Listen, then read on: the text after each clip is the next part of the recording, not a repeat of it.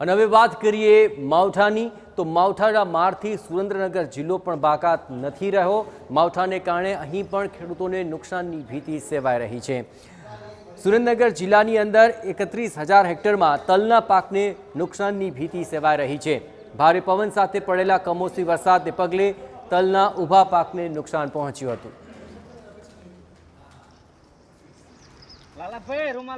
મોટી આશા રાખી હતી કે તલ અમે વાયા 12 હેક્ટરમાં અને તલ બરોબર લેવાનો પાક ને એવું થયું ત્યાં વરસાદ આવ્યો તે બધા તલ નિષ્ફળ ગયા અને અમારે મોટી આશા હતી પણ વાવાઝોડું વરસાદ આવ્યો કઈ અમારો પાક હાવ નિષ્ફળ થઈ ગયો। આ વખતે પણ નાળું તલનું વાવેતર કરેલ હતું પણ જ્યારે આપણે તલ વાટવાનો સમય આવ્યો ત્યારે વરસાદ માવઠા રૂપે આવ્યો અને બહુ વધારે પડતું નુકસાન કરેલ છે અને આપણને એમ થયું કે હવે આપણા હાથમાં કંઈક પૈસા આવશે બરોબર માવઠો આવી અને બહુ મોટી નુકસાન કરેલ છે।